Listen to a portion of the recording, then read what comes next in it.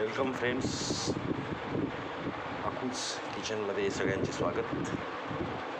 आज आपल्याला करायची आहे ते म्हणजे गूळ आणि खोबऱ्याची वडी. तर बघताय तुम्ही, मी हे खोबरं घेतलेलं आहे. सुकं खोबरं आहे, ओलं खोबरं नाही आहे. आणि ही एक गुळाची भेली. तर आपल्याला आता याला खिसून घ्यायचं आहे समप्रमाणामध्ये. तर चला सुरू करूया आजची रेसिपी. फ्रेंड्स, बघताय तुम्ही, मी खोबरं चांगलं किसून घेतलेलं आहे. त्याच्यानंतर हा गूळसुद्धा समप्रमाणात आहे आणि बदाम आणि काजू याचे आपल्याला थोडे बारीक बारीक असे तुकडे करून घ्यायचे. तर चला सुरू करूया रेसिपी. फ्रेंड्स, आपण गॅसवर कढई ठेवलेली आहे आणि कढईमध्ये तूपसुद्धा आता आपण घेतलेलं आहे. आता आधी याच्यात आपण बदाम आणि काजू आपण टाकणार आहोत. चांगले आपल्याला त्याला परतून घ्यायचं आहे आणि लगेचच आपण याच्यात खोबरं ॲड करून घेऊ. बघत राहा अकूज किचन. मस्त खा आणि स्वस्त राहा आणि बघत राहा अकूज किचन. आपले काजू बदाम थोडेसे लालसर झालेत. आता आपण लगेच खोबरं ॲड करून घेऊया. याला आपल्याला छान लालसर रंग येईपर्यंत याला परतून घ्यायचं आहे. बघत राहा अकूज किचन. बघताय फ्रेंड्स, आपलं खोबरं आता खूप छान भाजलं गेलेलं आहे. खूप छान झालेलं आहे, भाजून झालेलं आहे खोबरं. त्याने रंगही बदललेला आहे. आता आपण गॅसवरून त्याला खाली काढून घेऊया आणि लगेच गूळ घेऊया. फ्रेंड्स, त्याच कढईत आपण तूप टाकून घेतलेलं आहे, चांगलं साजूक तूप. आता मी त्यात आपलं खोबरं ॲड करतो आहे.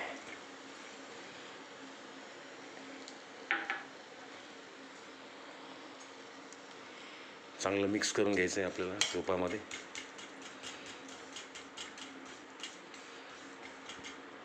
फ्रेंड्स, आपला गूळ चांगला आता फुल्ल चाललेला आहे.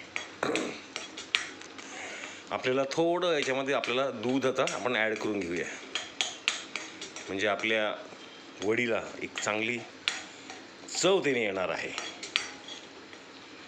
बघा, मस्त झालेला आहे आपला गूळ.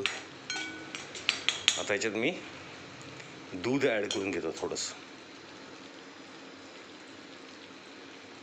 जास्त नाही. आणि आपल्या वडीला खूप छान चव येणार आहे.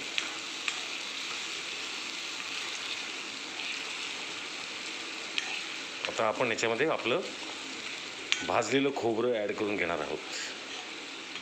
नक्की करून बघा, रेसिपी खूप छान आहे. मला बेसिकली गूळ खोबरं का आवडतं, कारण की ते मोदकामध्ये असतं आणि मोदक माझा प्रचंड आवडता हा पदार्थ आहे, बाप्पाचा नैवेद्य. बघत राहा अकूज किचन. आपण आपलं खोबरं याच्यामध्ये ॲड करून घेतोय.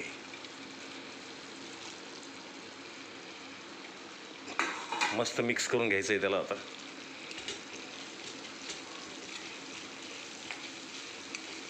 बघा,